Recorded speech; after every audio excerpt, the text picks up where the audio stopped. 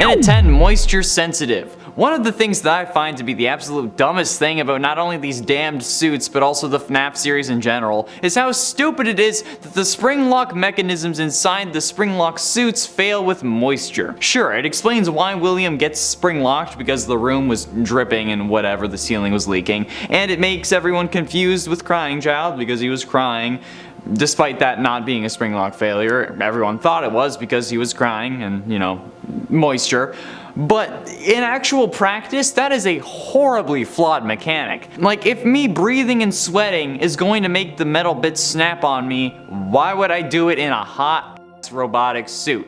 That seems like a horrible and stupid idea. Like, yes, okay, put me in a hot and sweaty environment that gets me killed if it gets wet. That's not a liability at all. I get sweaty wearing my freaking Doctor Strange costume, okay? Imagine a giant suit full of metal, okay? That would also be heavy as hell to walk around in too, only making the sweating worse. In at 9, designer. You see, there are a decent amount of people that for some reason think that these Springlock suits were made with pure intentions. By William Afton. This kind of goes hand in hand with the idea that William started killing after losing his kids, but we know that that's not the case. Since thanks to the fast facts found in FNAF AR's files, we know that the Funtime animatronics were some of the first ones ever made, and considering the abilities of Baby and her comrades, we know that they were made in order to kill, meaning that even if the Springlock animatronics were the very first animatronics ever, it's reasonable to assume that they were also designed with death in mind, which explains multiple things. But honestly, if William made the Funtimes with death in mind, it's likely that he did the same with the Springlocks, you get me? And if you think that a suit that can snap at a moment's notice and shove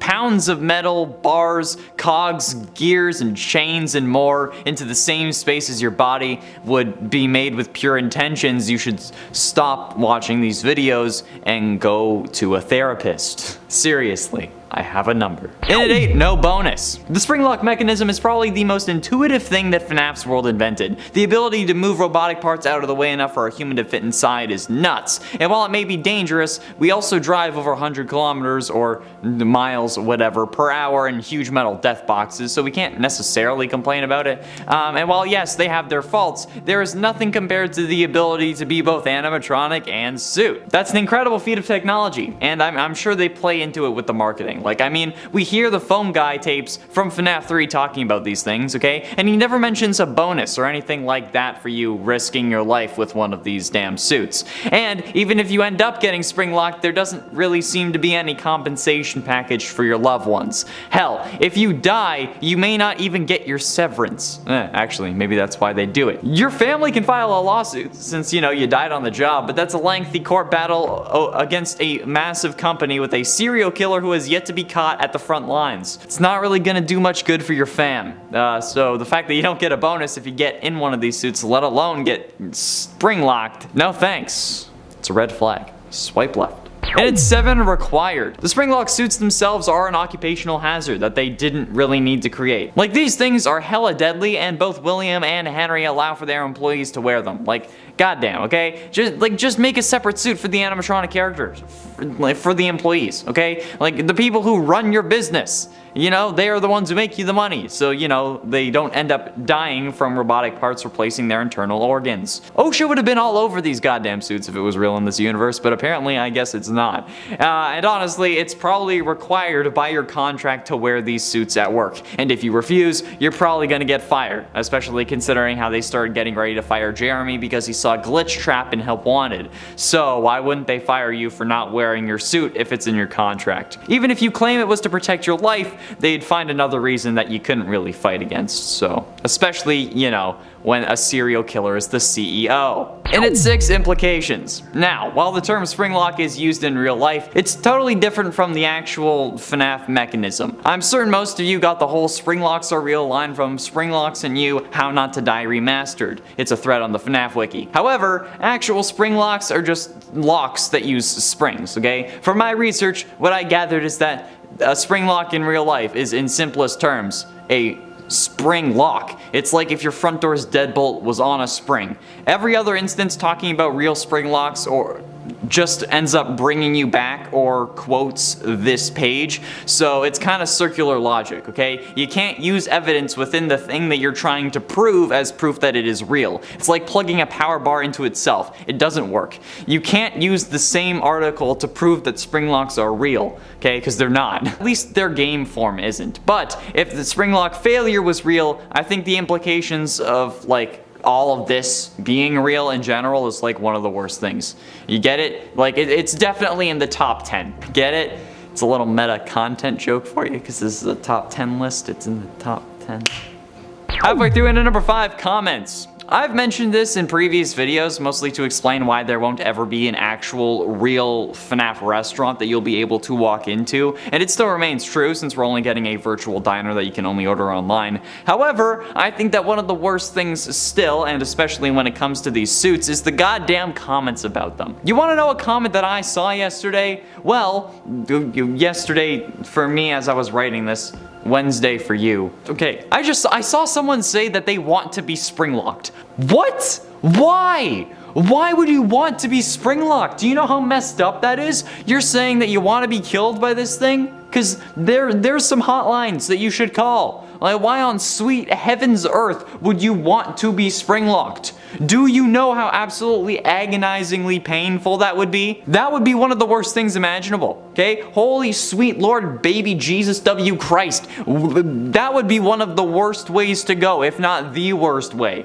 At least like as far as like actually could happen goes, I think at least, okay? Because like a volcano would suck, but it's a bit unrealistic. It's a bad idea, okay?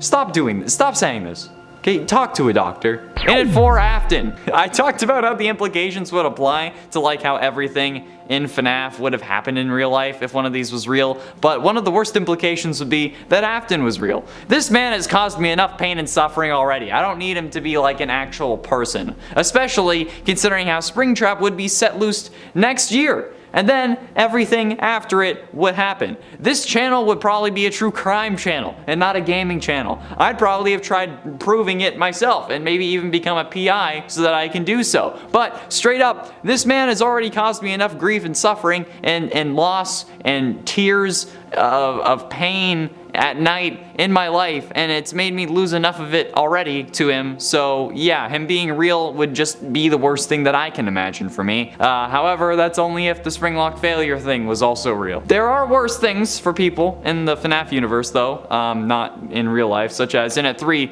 paperwork. One of the worst things for the survivors after a Springlock failure has to be the paperwork that is associated with it, because goddamn, someone dying in your building is one thing. Someone dying in your building because of something in your building is another, and then add on to that the fact that they were your employee and probably forced into that suit without because of their contract, and you'll be filing reports until you have to retire. Okay, especially because one mistake on those papers means like even more paperwork, and I don't really know anyone who likes to do paperwork. Personally, I hate it, but that's also because my ADHD makes me it makes it unbearable for me, honestly. Like, it's even tough to write scripts sometimes, but I mean, eventually I have to, but like that's where my brain thrives, you know, in that stressful environment, which is not good for my health. But if it was that kind of paperwork, I would honestly just quit, because there was no way in hell that I would even want to attempt to keep my focus on that when I can just scroll through TikTok or YouTube instead. So yeah, no thanks. But ultimately into number 2, replaced. Oh yeah, don't forget your bones being replaced with metal ones. Yeah, like sure, there's surgery for people who need repairs or replacements, okay? I think like hip replacements are probably the most common actually. However, those have whole processes behind them to ensure a fast recovery and, you know, survival, not being infected. All of a sudden being shoved full of metal bones where normal ones used to be, that's a guaranteed infection at the very least, especially considering how, you know, your normal bones have to go somewhere else. And whether they're just crushed and then spread out inside you or just pushed out the other side, you're going to be in a hell of a lot of pain. Plus, you know, probably not alive, which I guess is a good thing.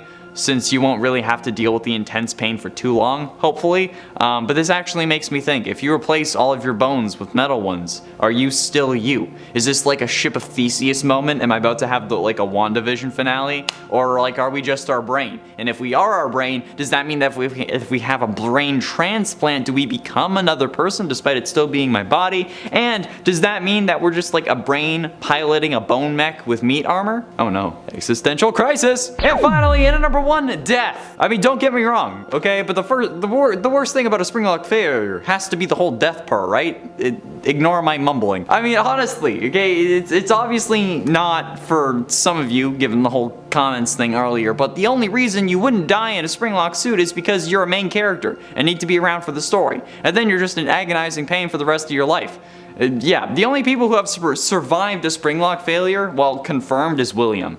So, yeah, and you know, he's like the main antagonist of the game and was only able to survive since the spirit of a victim was keeping him alive. And in the books, William also ended up getting springlocked before, but then got out of the suit, since Dave Miller, who is revealed to be William, has scars from a previous Springlock failure from before he becomes Springtrap in the books. So the only one who can ever really survive seems to be William, and he's survived it twice. Anyone else is boned, and personally, I'd rather not die by having millions of small metal bits and several dozen large ones shoved into my body, trying to replace my body. I would rather die peacefully in my sleep with Chica's hand around my throat. And at 10, working at Freddy's. Working at Freddy's would suck. Like, if we're in so much danger, why are we staying for the 5 nights? Okay, do we need a job that bad? Putting like the lore reasons aside, right? But the real question is, other than that, how is Fazbear Entertainment even allowed to have employees in an environment like this? Already working there, you would have to deal with the possibility of a Springlock failure, and Henry and William just letting the people who run your business and making them money wear the suits is stupid, okay? Like, put this on or you're fired, but don't end up dying from robotic parts replacing your internal organs in the hot suits that fail with moisture. Like, seriously? Want to talk about health and safety? What about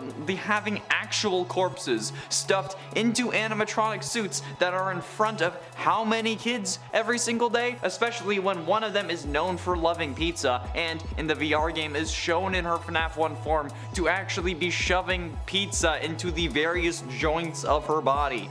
Plus, 5 nights of animatronics trying to kill me?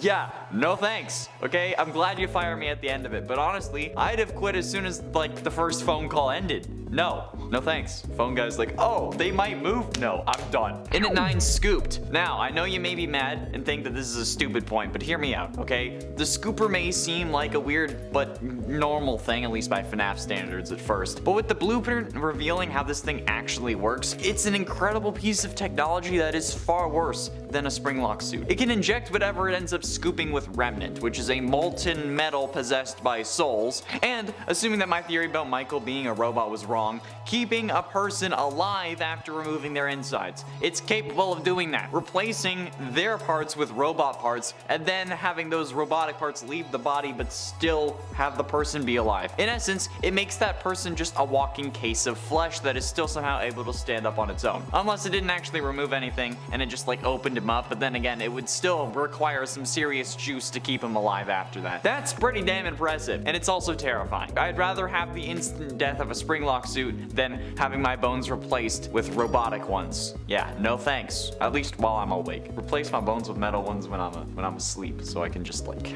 In at 8, grabbed. Elizabeth Afton getting grabbed by Baby is one of the most terrifying moments in the series. Possibly because Crying Child saw it, which would explain the stomach mouths on the Nightmare animatronics. However, if we were to like see this from Crying Child's perspective, whether that detail is canon or not, if we saw it from his perspective, oh my freaking god, that would be so utterly terrifying. I would stand still. I wouldn't know what to do. Okay, how do you explain why a kid is like hiding in the bushes while his sister is getting grabbed by an animatronic claw? Okay, you don't. She was just trying to get ice cream. It's horrible. It's shocking. God, especially considering that Elizabeth ends up turning into an absolute psychopath after this, okay? Like, Elizabeth is nuts. But still, like, I don't know. It's that thought of just watching someone get grabbed. Like, sure, maybe for Elizabeth it wasn't that bad because, you know, she kind of was crazy apparently. But still, like, watching it happen, that's just f***ed up. That's a horrible thing to watch happen. It's worse than a Springlock, definitely. In at 7, WWWAD. Ah, yes. What would William Afton do? Because honestly, being him would suck worse than a Springlock failure. I mean, like, I rip on Elizabeth all the time for wanting to impress her father in FNAF 6 like I was just doing, but I'm right to, okay? This man is an absolute psycho and not even a smart one. I have made so many videos about how dumb William is. Like, what if William Afton was smart? Top 10 William Afton dumbest moments. William Afton's luckiest moments. And that last one was just me ripping on him again because somehow, despite being this stupid and insane, he managed to not get caught. Every single time I talk about how stupid he is, I talk about how he could have done it better, which is why in various videos I will say hi to the jury, because I know for a fact that if anything ever happens in this area, they're coming to me first because I know how to be a psycho. But still, come on, that's it. That's the number, okay? Being Springlocked would suck, but William Afton sucks harder. Wait, no, that sounds like, no, wait, no, don't cut me off. I didn't mean it at 6 doors. You knew that this was going to be on the list, okay? If you've been on this channel at all, you know that I hate the goddamn mother-loving doors in this game. Why do they open when the power is out? That doesn't make sense, okay? If it's an electromagnet, like everyone keeps saying in the comments whenever I bring this up, those require power to turn on. So if anything, it would be costing them power to keep the doors open rather than keep them closed. Gravity does not work in reverse. If the magnet is off when the door is up, it would just fall down. I get that it's supposed to be for gameplay purposes, okay, but what in-universe thing makes this make sense? People say that it's like a safety issue, so like if there's a fire or whatever, you can leave, but that's what windows are for. I am almost positive that there should be a window in that room, and if there's not, that's yet another OSHA violation that they need to address, okay? There's no conceivable way in any reality that the doors should work that way, but they do, and it makes me mad. Like, why would you do this, okay, Scott? Why? Sky Daddy Scott, I'm bringing it back. Why? Some people, like I said, say it's a fire safety thing, but like, no. If the building runs out of power, how could the doors open? Electromagnets use power to be on. So like, even if it is a fire thing, how are they keeping them up? I don't get it. Also, if you made it through this far, subscribe. You clearly enjoy the video, or just me going insane. And there's plenty more of that on this channel, no matter which one you liked, so you're welcome. How about doing number 5, being a cop? Being a cop in the FNAF universe must be a horrible idea, because not only are you now a cop, but you're also a cop in the FNAF universe, which for the sake of this list is working at the precinct that failed to capture William Afton, okay? So now the public ridicules you, they don't think you can actually do your job, and you probably got your budget cut so badly that you're maybe able to get 1 squad car, but that's it. 1 squad car for the whole station. Plus, now you gotta deal with multiple arson cases, and the fact that Freddy's keeps coming back and more kids keep going missing. I don't know. There's a weird purple guy walking around that smells bad, but it's like also like a skin condition, so you can't really say anything about it without absolutely destroying the slightest bit of reputation that you have left as an officer in this universe. Like, that's in essence what it's like to be a cop in FNAF. Okay, or what it would realistically be like. Because, honestly, these dudes didn't check inside the bleeding, death-smelling animatronics when kids went missing in that building. So, I get it. They're either ridiculed by the public, or you just lose the majority of your IQ once you join up with them. Those are the only 2 explanations. It could be both, as well. In at 4, MCI. The missing children's incident is definitely worse than a Springlock failure. I mean, the one failure that we know about that happened in the games only affected 1 person, and a horrible person at that. So I mean, just by sheer numbers alone, the missing children's incident is definitely worse. But not even just that, okay? Those parents must have been in a rough spot. Not only did they lose their kids, but they also have to deal with the incompetence of the in-universe police and the whole plot requirement of Afton getting away with it to actually continue the series. So yeah, like I said, there were literally animatronics leaking mucus and blood that people were comparing to human corpses cases and they weren't actually investigated. So, do you know how insanely infuriating that would be? Okay, I'm surprised that Henry was the one to put Afton down and not someone else. Like, yeah, he got springlocked in 93, but that was 7 years after the missing children's incident. Had I been one of those parents, I would not have cared about the prison sentence, okay?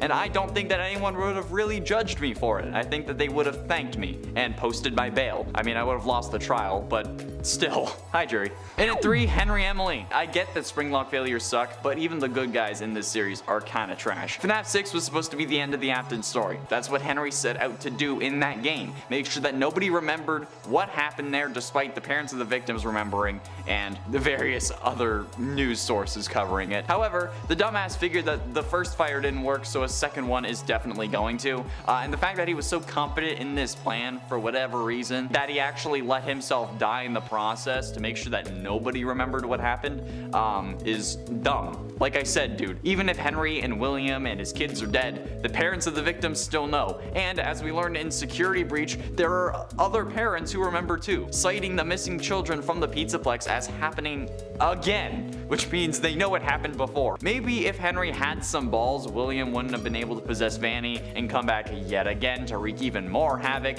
or I don't know, maybe everything would have been fine. The Pizzaplex missing children are a direct result of Henry being worse than a Springlock failure, and you can't tell me any different. Springlock failures have only resulted in one canonical death in the series, or death, but Henry has resulted in a lot more. But ultimately, in number 2, being an Afton. Okay, look, Springlock failures are horrible. Okay, yes, and yes, William is a horrible person, but being just an Afton in this universe must be the worst thing ever. It's like the worst spawn point in existence, because every Afton has been subjected to a horrible fate. It's like if Sean Bean is cast to play a character, you know that they're going to die. It's that, but if you're an Afton, you're going to suffer a horrible fate. Okay, let's go through the list, shall we? Here we go.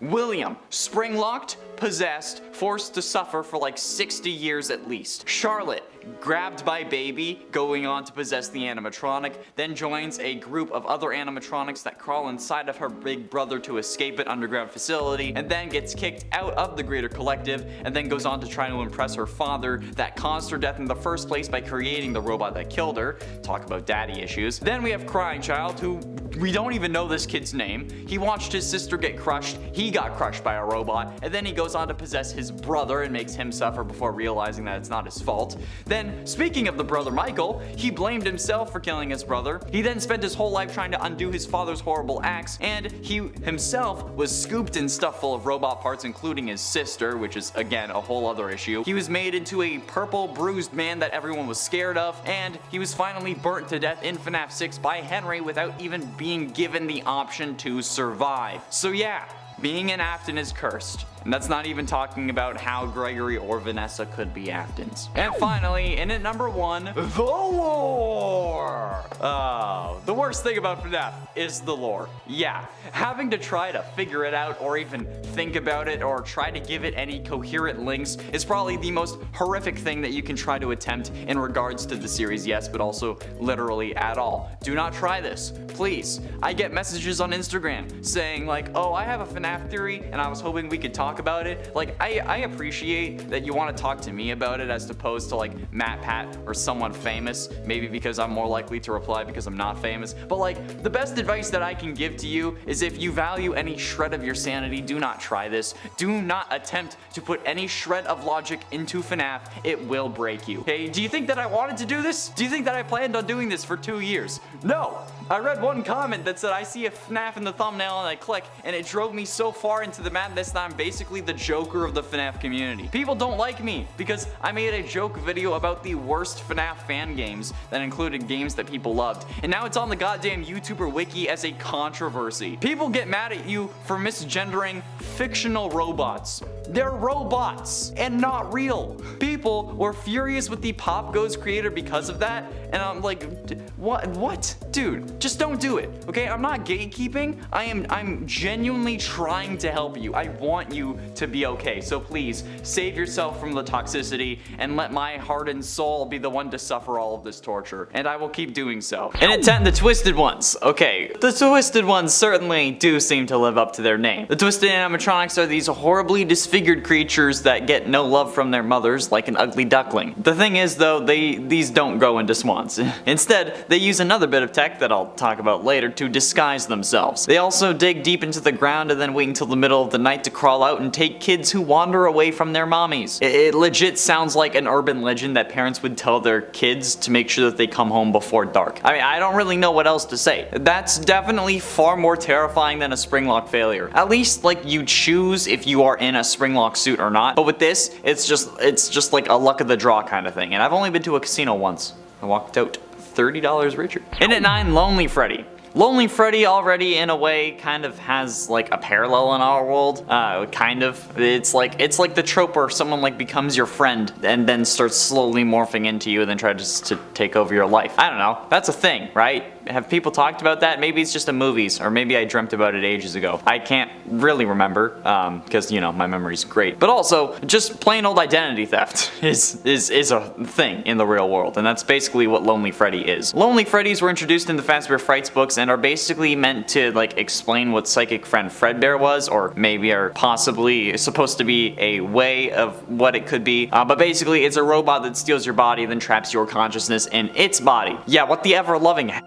Why? Why is this so terrifying? It's worse than a Springlock failure. At least when you're a Springlock victim, you're dead. Unless you've been possessed prior to getting Springlock. But with this, you're stuck in a robot, watching your body walk away, smiling at you with color-changing eyes. It's messed up, dude. I don't like it. Yeah, it would not be fun. And it would be vicious, and God. This, far worse, alright? Far worse. And we're only at 9. And at 8, Moondrop.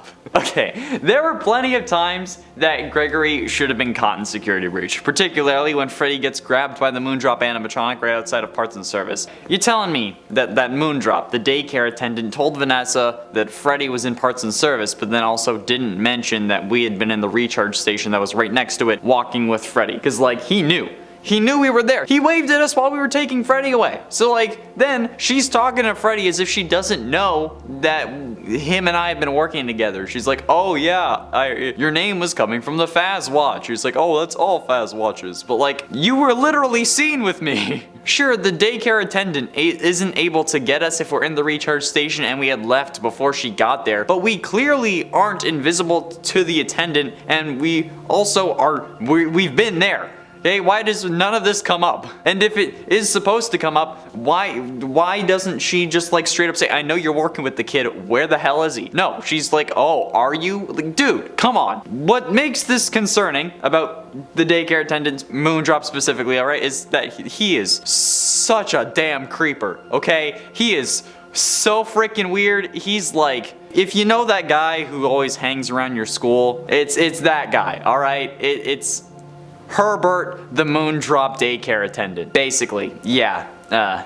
Yeah, oh god. And it's 7, Princess Quest. A whole lot of these are going to be from Security Breach, but you know what? That's just because I'm still mad. The whole reason the Princess Quest is a thing in Security Breach was to lock Vanessa away and prevent her from regaining full control over her body. But, like, why did he create a failsafe that lets her escape? I don't know, okay? Like, sure, he didn't expect this 14 or 60-year-old that is, like, the size of a 4-year-old to come through and just, like, absolutely wipe everything out. But given everything that's happened, come on, learn something. Like, don't have a self-destruct button on the bomb that you plan to use to take out Metropolis. All right, I don't get it. Like, if you want something to work, why give it a way to fail? Maybe that's just the mental problems that I haven't gotten diagnosed yet, but I mean, come on. It's one of the dumbest things that the series has done at all, and he's lucky that it didn't backfire canonically. Like, seriously, what was the point of having a way to undo your evil plans? It could have just as easily been the canon ending to the story. I don't get it, okay? The fact that it wasn't a canon ending is just pure luck, and I get that it's for the story and for the lore, but, like, come on.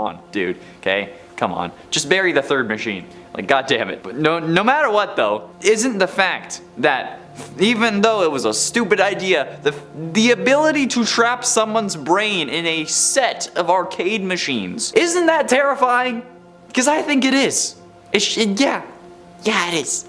And at 6, Michael as a sitter. Okay, now, while we don't really know the details about what's going on inside the Midnight Motors minigame from FNAF 6, I still think it's safe to say that this is the Afton family, and particularly the Afton males. Seemingly, Michael was babysitting Crying Child while their father was, at work, but Michael was just watching TV, and he wasn't watching his little brother, which allowed his little bro to lock himself in his room, break his window, and then go to the pizza place again, which I'm sure made his dad so angry that when he got back, his son wasn't the nice father that he pretends to be, I'm sure. So yeah, Michael's negligence ends up getting his little brother in a lot of trouble and God knows what else, all because he wanted to watch a show, a drama about a vampire and his baby mama. Cause you know, Immortal and the Restless. Cause yeah, it's worse cause it's a freaking soap opera. Dude, come on. Watch something cool, like Super Pets. I don't know, I just said the first thing that came to mind that was stupid but also still better than a soap opera. It didn't have Bat Cow, alright? No matter what, it's still stupid, okay? You tell William to go easy on Crying Child, but that's definitely not going to happen, alright? Come on. It's like, it's the same gray shirt. It's definitely Michael. So that's about as clear cut as the series gets. So yeah, hiring Michael to look after your kid is probably worse than dealing with a Springlock failure, especially when it's your other kid, and then you know you gotta. Also, by the way, subscribe because you're halfway there, and if you get Michael as a babysitter, you'll have to be living on a prayer. Okay, terrible pun aside, I apologize, but please subscribe anyway. Halfway through into number 5, not trying. Michael Afton's biggest sin in my mind, ignoring the whole negligence thing, is just the fact that he did nothing. Like, sure, he's pretending to be the good guy. Yeah, I'm going after my dad, but really, Michael just seems like he's playing the hero this whole time and not really doing anything. He's like trying to right his father's wrongs. He says that he's going to come find him, but looking at him and looking at what he does, he's not doing it because he's a good person. He's doing it because he feels bad and because of like he's trying to clear his own conscience. He blames himself for getting his brother killed, which subsequently means that anything he does in an effort to make himself feel better about what happened is just that. It's nothing else. Because like in the end, nothing will really bring his little brother back. And like he doesn't actually have the chops to stop his dad. He doesn't. He says he's gonna come find him, but then when he does find him in FNAF 6, he's not the one to burn the place to the ground to stop him. That's Henry. Henry is the only one willing to actually stop William, and it just shows how not serious Michael is about this whole thing. If he really wanted to make sure that William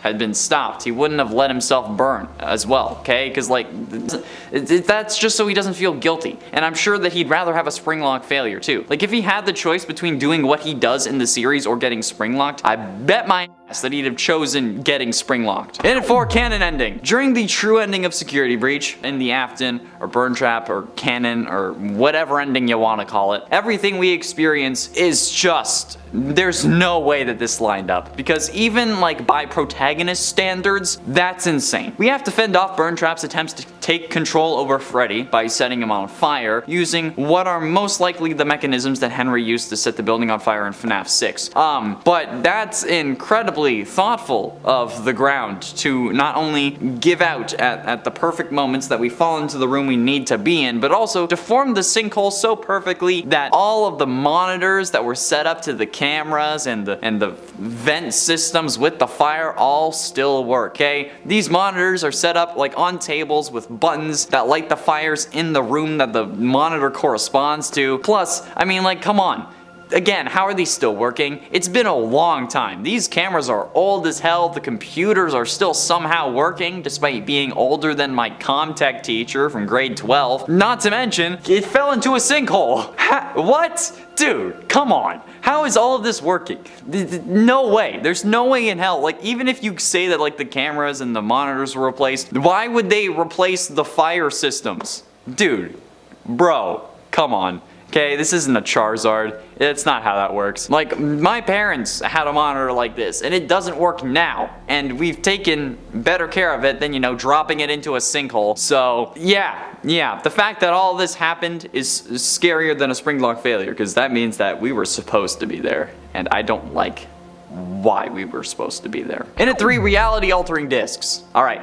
I mentioned it earlier. Now I'm actually gonna talk about it because I mention these every chance I get because these things are absolutely astounding. If you didn't already know, in the original FNAF novel trilogy, it was revealed that the twisted animatronics used discs that changed how others saw them, basically creating an illusionary appearance using sound emitted from that disc that messed with your brain waves, kind of made it like an eye of the beholder situation, I think is how it was explained. However, the mere existence of these discs puts everything we know about the series into question, okay? Like, how do we know if anything we see is ever real? And if FNAF 1 had us hallucinate Golden Freddy and all the It's Me stuff, alright? What if that wasn't us being possessed by our little brother, but maybe that was just the discs messing with our brain? I don't know, okay? What if, like, the actual pizza plex, or the pizza place from the first game had been changed by the discs? What if we're just running on a treadmill, kind of like Ready Player One style, and we just have these discs that are changing how we see the world so that we're just really standing still when we're playing through Security Breach? I don't know, okay? Do the animatronics look more rotten than they do normally? I don't know. The sheer existence of these things is absolutely horrifying and far worse than actually a Springlock failure, because at least a Springlock failure, I know if it's real because I'd be dead. That's as plain as it gets. But ultimately, in at number 2, human robots. Again, something I'm sure that people might not think is worse, but hey, the fact that there are robots that are actually able to look and bleed and are passable humans is terrifying, okay? That is a horrifying thing. In the original FNAF novel trilogy, it's revealed that Charlotte, the main protagonist of the books, is in fact one in a series of robots meant to allow her to grow up properly after being killed at an early age. But not only is she a robot, her adult version is also the baby animatronic. Yeah, so Charlotte's robot was also able to look like baby, thanks to the pins on her body, but also able to look like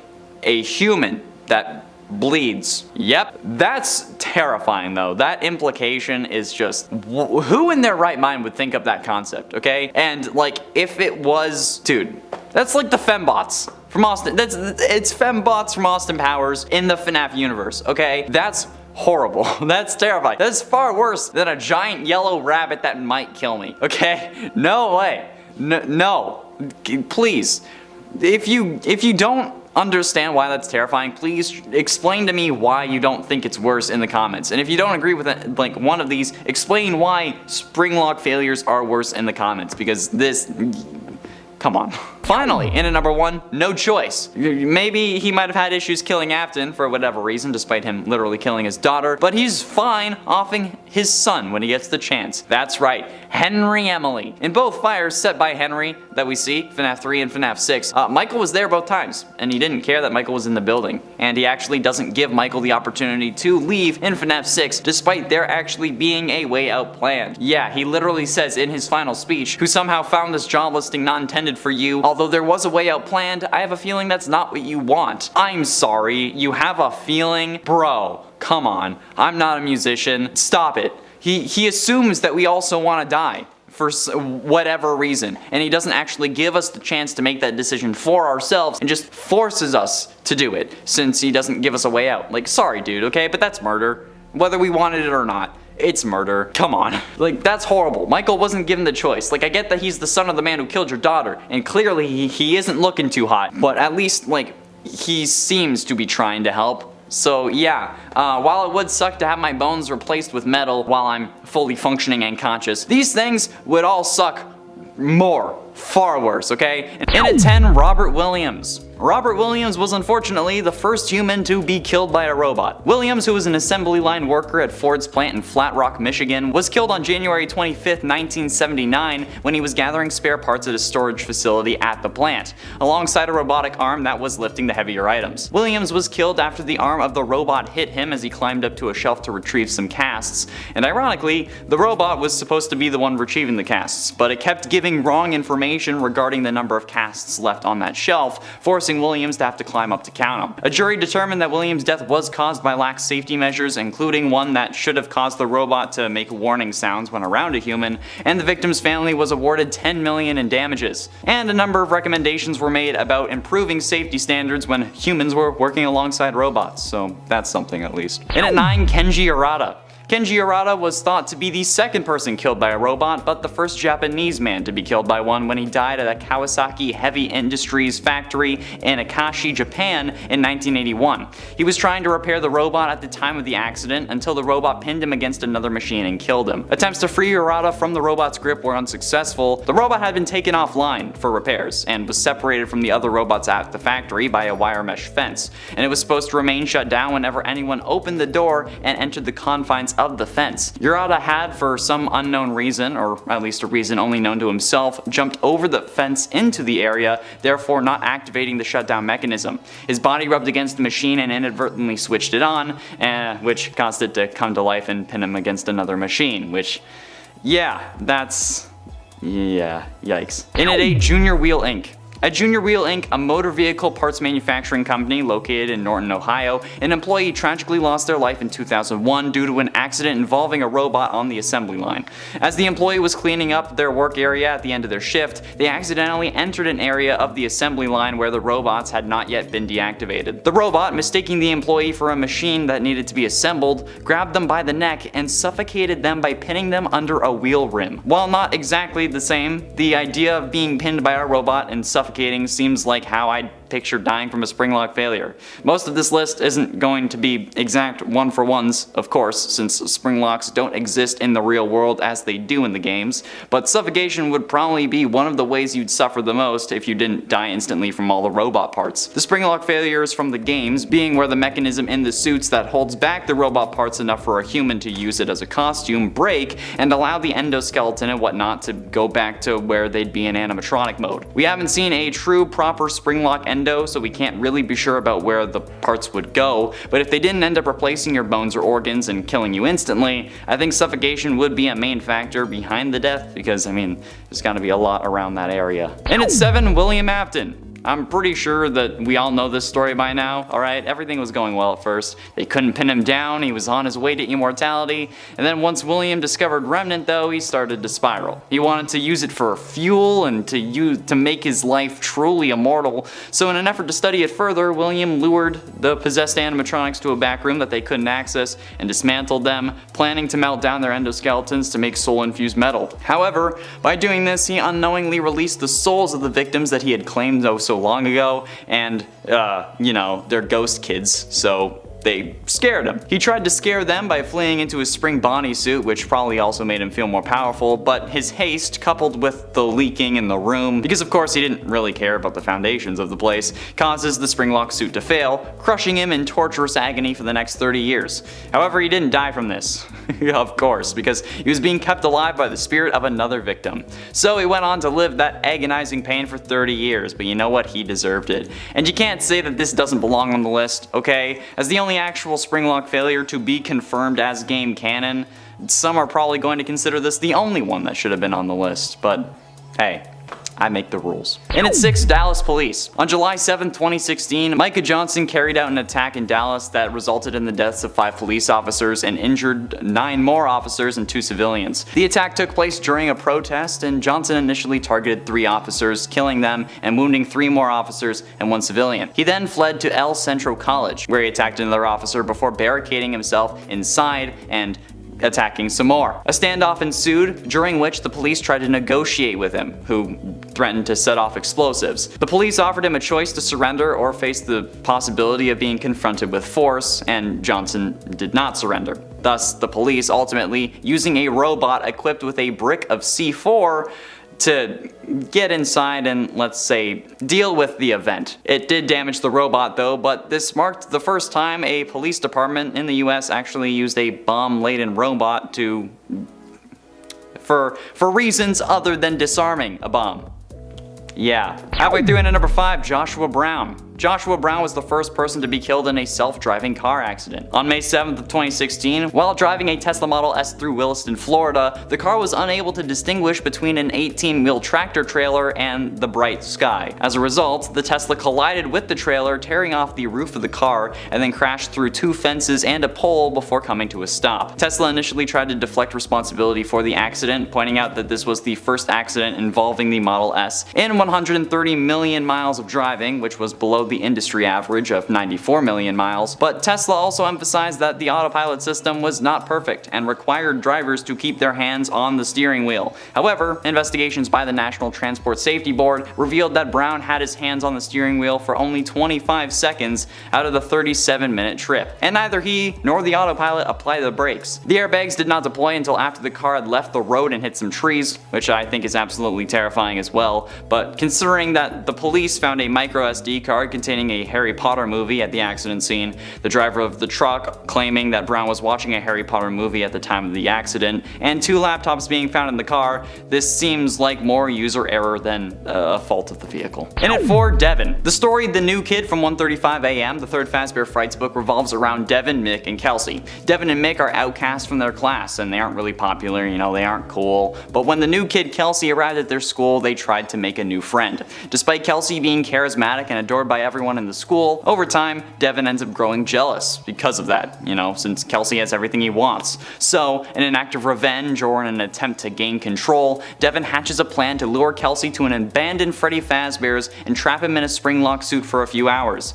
To try to humble him, I guess? I don't know. Why do you know what a Springlock suit does? Do you just chill in it for an hour or two? I don't know. Why do you know about this? Either way, the plan goes horribly wrong, and after getting in the suit, the Springlocks fail, as expected, because it's a FNAF book, and it causes the blood to soak into the fur of the animatronic, pull on the ground, all the grisly scenes that you'd expect from this.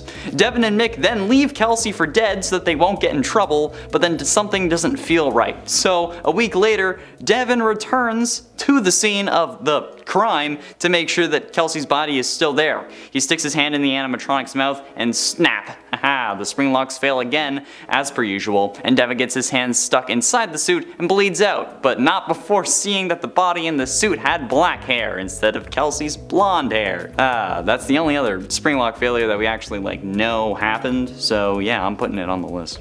Getting close to the end, in at number 3, Lenco Inc. Lenco Inc. is a company which makes the plastic products for a number of industries, including the clear plastic cases used in the packaging of CDs. CDs are those they're like Blu-ray discs that you would get your dad for Christmas, but for music and not as durable.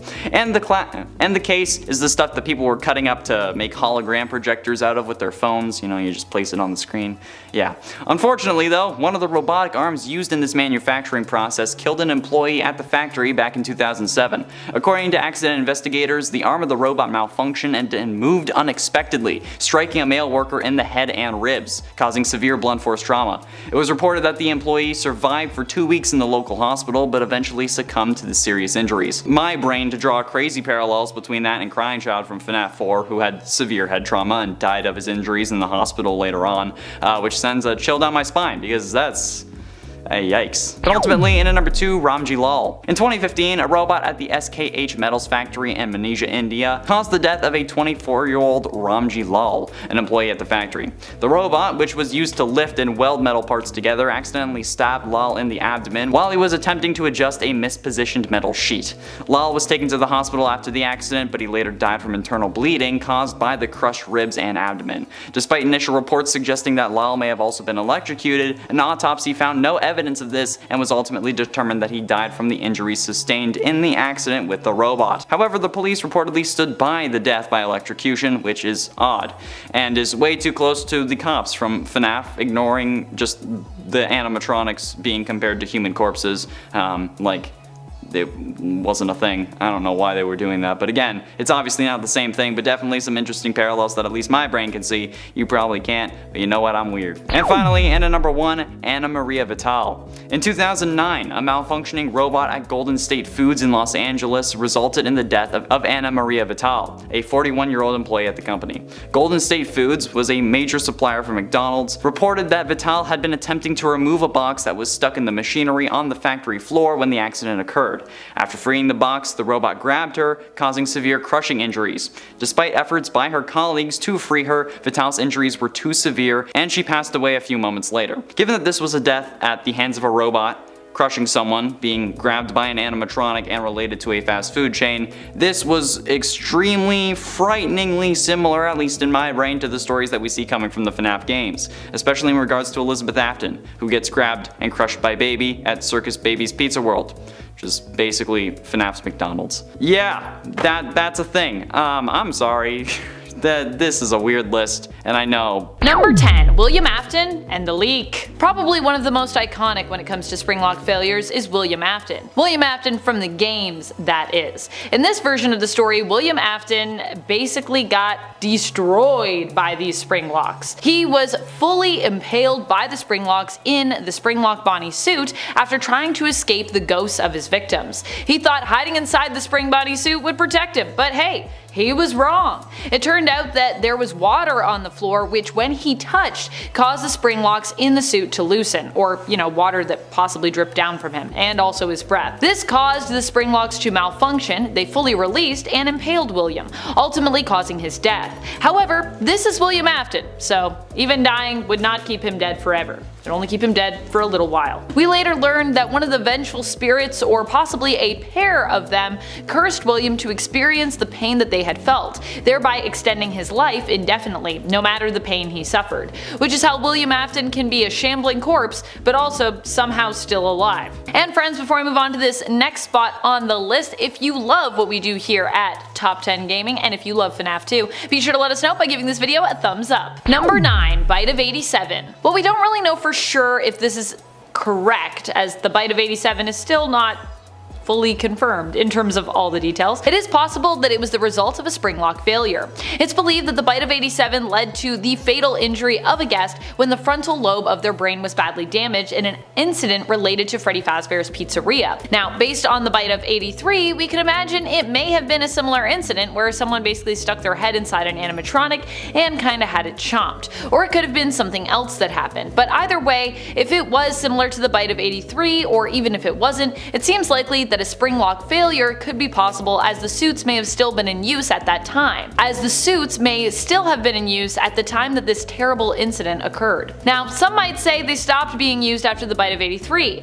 but with a timeline this wonky, I don't think we have anything that is 100% concrete conclusive yet in regards to when Springlock suits stopped being used across the board forever. Also, I feel like there are times maybe where they were like, let's stop using them for like a bit, and then we think we fixed them, and then they're still, dysfunctional. Because that's just how Springlock suits are. I would never even go near one of those things. Death trap. Number 8. Can you Springlock a ghost? To answer this question, we could turn to the Fazbear Frights book 135 AM, and one of the stories within its pages, titled The New Kid.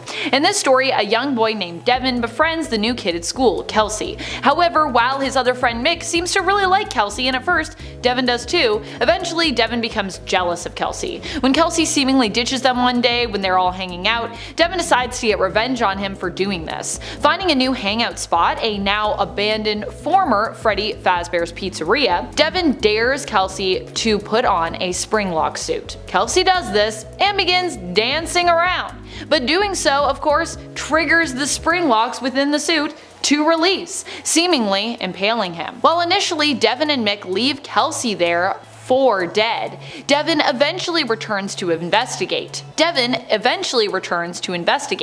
with Mick wondering if Kelsey might still be alive. When Devin does return, he doesn't see Kelsey in the suit, but later spots a black-haired ghostly figure within. It is implied that Kelsey is some kind of spirit of vengeance, possibly one of the spirits from the game lore that possessed Golden Freddy. And if you're wondering how we know that, well, later in the book we see that Kelsey is alive and well, seemingly, after he seemed to have been Springlocked, so either he has superpowers or he a ghost. Number 7. The Amazing Escape. William Afton in the books is much more lucky, or perhaps just more brilliant, than his video game counterpart. At least when it comes to dodging Springlocks somehow. Like in the games, he ends up getting Springlocked, but instead of being killed by this experience, he miraculously survives, seeming to somehow pull a Harry Houdini and just escape that. While Charlie activates the Springlocks in the suit he's wearing at the end of the novel Five Nights at Freddy's The Silver Eyes, we learn in the next book, The Twisted Ones, that the blood found in the scene ends up being analyzed in a lab and found to be fake blood. Finally, in the fourth closet, it is confirmed that William Afton, while harmed, miraculously survived being Springlocked. I don't know how this is possible, but it's a thing that happened. Pretty impressive considering in most other cases, it's pretty much a death sentence. Number 6. Triggered by wriggling off mini arenas. This is probably my favorite consequence when it comes to the spring locks malfunctioning. Likely because you yourself actually get to experience failure in a way. But obviously not in real life because that would be awful and horrible and extremely painful. Instead, you experience it in game. So although you can't feel it, you can't imagine what it would feel like, which honestly is also terrifying to do. This time when the spring locks fail, it is as a result of your movement. You are the one who must wriggle to shake off the mini arenas, which are climbing up the suit and attempting to kinda climb into it with you. If this happens enough times, the mini arenas jump scare will get triggered, implying your death by mini arenas. However, if you also wriggle too much to keep them off you, without winding the spring locks back up enough, you will trigger the spring locks release, which will also result in your death by being impaled by suit parts which are released by those spring locks. Yikes. Number 5. The fate of Shadow Freddy. Shadow Freddy is thought by some in regards to lore to have been a possible springlock victim. The consequences of this employee's springlock failure would be, of course, that they died. That's right, people believe that Shadow Freddy, who appears to be somewhat ghostly in nature, is actually the spirit of a former Freddy's employee who died while wearing a springlock Freddy suit. It's believed that for one reason or another the suit malfunctioned, murdering its wearer. As a result, Shadow Freddy was born to haunt its former workplace and was also likely one of the reasons that springlock suits stopped being used, at least temporarily. Although apparently not soon enough, as there were other failures that occurred possibly even after this one. Number 4. The fate of RWQFSFASXC. Some believe that not only is Shadow Freddy a victim of the spring locks failing, but so is the shadowy figure of RWQFSFASXC. They believe that this shadowy Bonnie was another employee who, instead of being killed by the springlock Freddy suit, met their end while inside the springlock Bonnie suit, which also failed. My question is, if these employees happen to both die as a result of wearing and using the springlock suits and the suits malfunctioning, did they die on the same day? Because if not, why would you ever continue to use these suits as a company? And why would you ever, as an employee, agree to get in another one? Unless one of them was hired after the other one and like no one told them about what happened to the last person to put on one of those suits? Still, legal liability right there. Like, my alarms are going off for like lawsuits. Of course, this was only a theory anyways, and actually one that Scott claimed was incorrect in regards to the true origins of both Shadow Freddy and RWQFSFASXC. Number 3. Payback. Going back to the Fazbear Fright story, the new kid from the 1:35 AM book, Kelsey, wasn't the only one to get springlocked in the story. When Devin returns to the abandoned Freddy's to see if Kelsey might still be alive, he notices the suit is empty. He thinks he sees something further inside, and so he decides to reach into the mouth of the suit, only for the suit to seemingly clamp down on his arm. Of course, you should never do that. If you see something and you're like, oh, maybe I'll put my arm in this thing where my arm could get stuck, don't do it. The more he struggles, the more he seems to get sucked into the suit. Sure, this isn't so much a springlock failure from the inside, and no one's wearing the suit in some of these. It's more reminiscent of the bite of '83, because I don't think there was anyone in that suit. But this is still a springlock suit failing. So while different, I still consider it to be a failure with consequences. Consequences being, Devin also likely died. Number 2. The bite of '83. Definitely among the most memorable springlock failures is the bite of '83. Now some of you are gonna say, Amanda, this is not a springlock failure. There was no one in that suit that we know of, which sure. But still, it's a springlock suit and it failed, so I'm counting it. Anyways, I feel like the bite of '83 hasn't been fully confirmed really at all, but many theorize it to be true. Many theorize that our theory is true, that we have so far, because this is all we got, alright?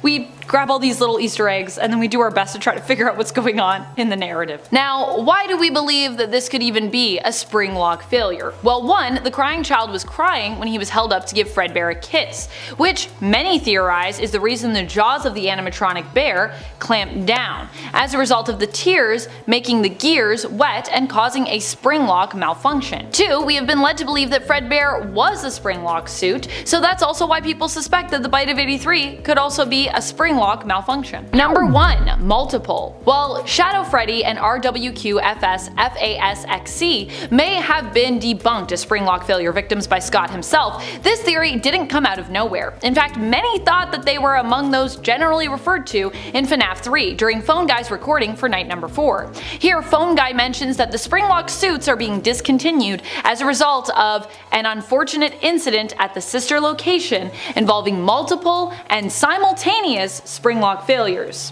Which, I gotta say, it makes sense to me too, because I'm like, what were all these multiple Springlock failures, what does that entail, and how many were there?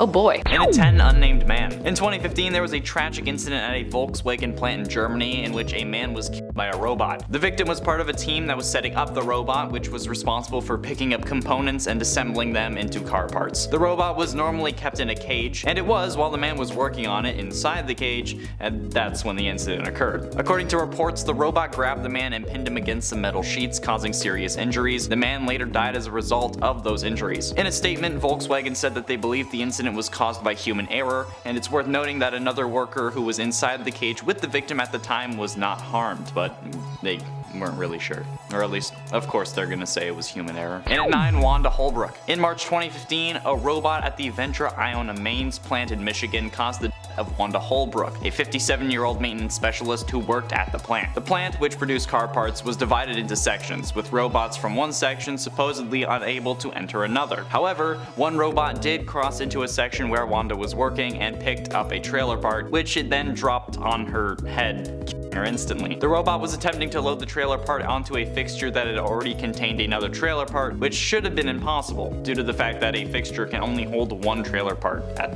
any given time. Wanda's husband William filed charges against the 5 companies involved in the production of the robot, and I'm pretty sure he won. But skull crushing, come on, that's too close. And at 8, Oerlikon. In 2007, 9 South African soldiers were killed and 14 were injured when an anti-aircraft weapon, the Oerlikon GDF-005, malfunctioned during a training exercise at the Army's Combat Training Center in Northern Cape. The weapon, which is capable of firing, targeting, and engaging hostiles without human intervention, and can even reload automatically, jammed and exploded before firing 250 rounds of high explosive 33mm rounds from its 2 barrels at the soldiers. It's believed that the accident may have been caused by either a software or mechanical failure, and according to Richard Young, CEO of a defense company, this type of malfunction is not uncommon, and he's witnessed similar incidents with automatic anti-aircraft weapons in the past. But fortunately, no one was killed in those instances. But if that's an issue, and not an uncommon one, maybe you should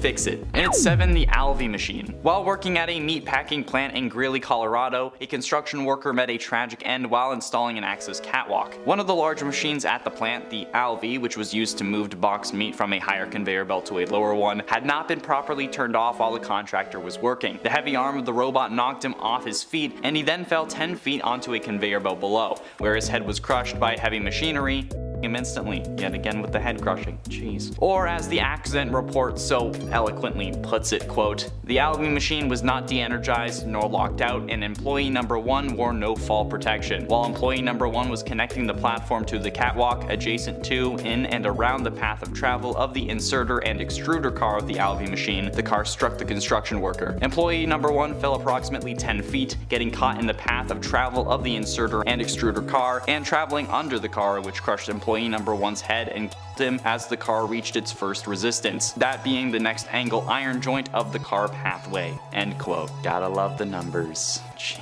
And at 6, mystery incident. Alright, so this one's actually FNAF. One of the oldest theories is that the shadow animatronics are the first Springlock victims. This one comes to us after the FNAF 3 phone guy dialogue that mentioned multiple and simultaneous Springlock failures. Some interpreted this as multiple Springlock suits failing at once, since the term Springlock in this situation is used to describe the suit as a whole and the individual Springlock mechanisms within the suit. So the line of multiple and simultaneous Springlock failures could mean multiple of the Springlocks inside alongside one suit failing at the same time or multiple suits failing at the same time. This led some to theorize that previous employees were killed in the Springlock suit, which is where the shadow animatronics come from. This is supported by the fact that these shadows are of Freddy and Bonnie, the two animatronics that have Springlock versions. However, there are multiple holes to this theory. Mostly the design of the shadow animatronics is not like the Springlock suits. Shadow Bonnie is very much modeled after Toy Bonnie, and Freddy is more like the Freddy or Golden Freddy from FNAF 1 and not like the Fredbear we see in FNAF 4. There are also people that say if this happened,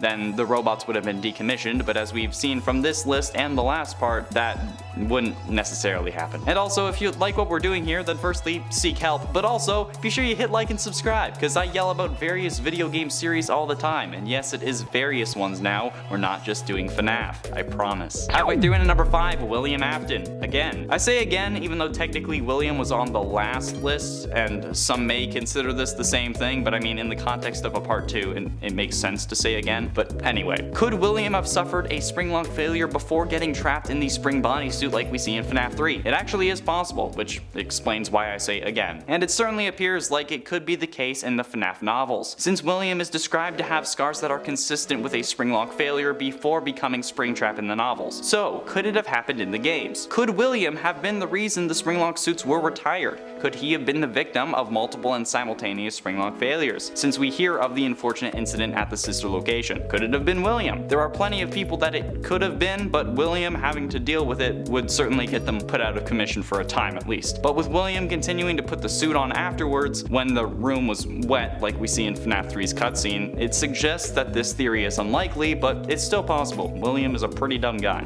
I've said that a lot. In at 4, Volkswagen. A contractor at another Volkswagen production plant in Germany also died as a result of an incident involving a robot, according to the automaker. The incident occurred on a Monday at the plant in Bonneville, located 100 kilometers north of Frankfurt. The victim, a 22-year-old man, was part of a team that was setting up a stationary robot, and it grabbed and crushed him against a metal plate. According to Volkswagen spokesperson Heiko Hillwing, initial conclusions indicated that it was a human error that caused the incident, again, rather than a problem with the robot itself. But the robot, which can be programmed to perform various tasks in the assembly process, normally operates within a confined area at the plant, handling auto parts and manipulating them as well. Other people were there, but they weren't injured, so again, it's all up in the air. Getting close to the end of number 3, Sodesia Sterling Heights. On December 15th, 2012, an employee at Sodesia Sterling Heights, a US company that manufactures car parts, was killed while working inside a robot work cell. The 38-year-old male employee was inside the cell when the gates closed, and he was struck from behind by a transfer robot, which crushed his chest and back. The company, which specializes in producing heavier car parts such as chassis components, used powerful robot arms to lift and maneuver these parts around the plant. In this incident, the machine should have been powered down, but it moved unexpectedly and pinned the worker against the wire of the cage, causing the fatal injuries, which is unfortunate and really makes me question why we use robots at all. But ultimately, in number 2, robot surgeons. Robot-assisted surgery is a form of minimally invasive surgery that allows surgeons to perform complex procedures through small incisions or remotely using a computer console. I had one of these used on me when I was getting my appendix out. These robots have been hailed as a major advancement in 21st century medicine because they offer increased precision and control for the surgeon, which can lead to improved patient outcomes. However, it is important to note that like any medical procedure, robot-assisted surgery carries some risks. A study in the United States found that surgical robots may be linked to the deaths of 144 people between 2008 and 2013. The causes of these deaths varied, but included system errors that caused delays in the procedure and instances of machinery falling into patients' open wounds. Despite these risks, robot-assisted surgery is still widely used in the medical field because it offers many potential benefits to both patients and surgeons. For example, it can allow for less trauma to the patient during the surgery, faster recovery times, and less scarring. But overall, the use of surgical robots in the medical field is a complex issue that requires careful consideration for both the surgeon and the patient for, risks and benefits. And either way, it's up to you. And finally, in at number 1, Regina Elsa. In June 2016, 20-year-old Regina Elsa was killed in a robot-related accident just 2 weeks before her wedding. The incident occurred at Asian USA, a South Korean-owned plant in Cusseta, Alabama that produced parts for Hyundai and Kia vehicles. On the day of the accident, Elsa and some co-workers were attempting to repair a faulty robot despite the fact that they weren't supposed to do so. They had tried to reach the maintenance department, but no one answered their calls, so they decided to fix the robot themselves, probably out of fear that they would get in trouble if the robot wasn't working. Unfortunately, the robot suddenly restarted and pushed Elsa against another machine, causing serious injuries. She was taken to the East Alabama Medical Center and airlifted to UAB Hospital, but she died the following morning. An investigation into the incident revealed that Agent USA had committed several safety violations in order to maximize profits, and in fact, the US Department of Labor had fined the company and two staffing agencies $2.7 million for 27 safety violations just 2 weeks before this incident. The inquiry also found that Agent USA overworked its employees and encouraged them to repair the faulty machines, which explains why they were doing it. And if I've learned anything from these videos, it's not to upset robots or AI, which means that in order to appease the YouTube AI algorithm, you should click the video that's about to pop up on your screen. Thanks for watching.